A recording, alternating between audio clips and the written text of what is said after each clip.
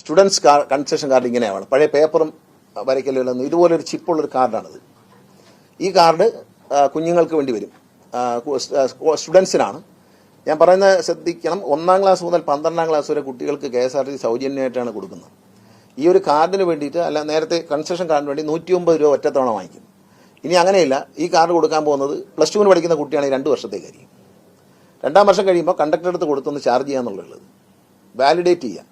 ഒരു മാസം 25 ദിവസം കുഞ്ഞുങ്ങൾക്ക് യാത്ര ചെയ്യാം അവർക്ക് കൊടുത്തിരിക്കുന്ന റൂട്ടിൽ. ഇതെല്ലാം അതിനകത്ത് പ്രോഗ്രാം ചെയ്യും. ഇപ്പോൾ ഒരു സ്ഥലത്ത് ഇറങ്ങി ആ കുട്ടിക്ക് വേറെ ബസ് കയറിയാണ് സ്കൂളിൽ പോകേണ്ടതെങ്കിൽ ആ 2 ബസ്സിൻ്റെയും സാധനം ഇതിൽ ചാർജ് ചെയ്യും. ഈ കാർഡ് ഇപ്പോൾ ഒരു 10-20 ദിവസത്തിനുള്ളിൽ കാർഡ് വരും.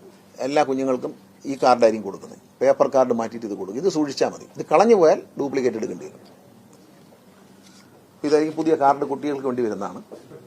ടിക്കറ്റ് സൗജന്യമാണല്ലോ, ടിക്കറ്റ് ഓൺലി സൗജന്യമാണ്. അതായത് കുഞ്ഞുങ്ങൾക്ക് ഈ കൺസെഷൻ കാർഡ് എടുക്കാൻ വേണ്ടി ഒരു 109 രൂപ കൊടുക്കണം ഒരു വർഷം.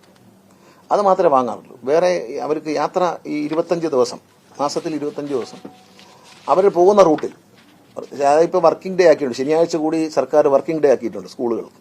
അപ്പോൾ അതുകൂടി കണക്കാക്കിയിട്ടാണ് 25 ദിവസം, സെക്കൻഡ് സാറ്റർഡേ ആൻഡ് സൺഡേ ഒഴിവാക്കിയിട്ടുള്ള 25 ദിവസമാണ് നമ്മളിതിൽ പ്രോഗ്രാം ചെയ്യുന്നത്. നമുക്ക് പ്രോഗ്രാം ചെയ്യാൻ എളുപ്പം അതാണ്. വേറെ ഒന്നുമില്ല, ഈ സാധനം പൈസ ഒന്നും കൊടുക്കണ്ട, കണ്ടക്ടറുടെ കയ്യിലോട്ട് കൊടുക്കുക. ഈ കുട്ടികളുടെ കാർഡ് കണ്ടക്ടറെ കൊടുക്കുക, കണ്ടക്ടർ മെഷീനിലൊന്ന് പഞ്ച് ചെയ്യും. അപ്പോൾ നമുക്ക് എത്ര കുട്ടികൾ യാത്ര ചെയ്യുന്നു നമുക്ക് കണക്ക് കാണാം എന്നുള്ളതല്ലാതെ അതിന് പൈസയൊന്നുമില്ല. പക്ഷേ 109 രൂപയാണ് കാർഡിന് തരേണ്ടത്. കാരണം അത് നേരത്തെ തന്നെ പേപ്പർ കാർഡ് വരച്ചു കൊടുക്കില്ല, അതിന് 150 രൂപ. പക്ഷേ ഒരു കാർഡ് എഴുതി കൊടുക്കാൻ, ഒരു 50 കാർഡ് എഴുതി കൊടുക്കണമെങ്കിൽ 3-4 പേരുടെ ജോലിയുണ്ട്. ഇത് വരുമ്പോൾ അതങ്ങ് ഒഴിവാകും. അവർക്കെല്ലാം ബസ് ഓടിക്കാൻ പോവാം.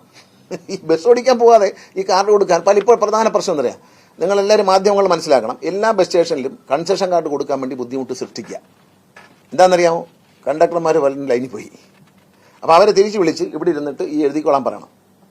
അത് പറയുന്നില്ല. ഒരു 20 ദിവസം കൂടെ വെയിറ്റ് ചെയ്യുക, എല്ലാവർക്കും ഇതുപോലത്തെ കാർഡ് തരും. കാർഡ് ടെൻഡർ ചെയ്ത് കഴിഞ്ഞു, അതിൻ്റെ ഡിസൈൻ മാത്രം ഒന്ന് ഫൈനലൈസ് ചെയ്യണം. അത് ഫൈനലൈസ് ചെയ്തിട്ടുണ്ട്.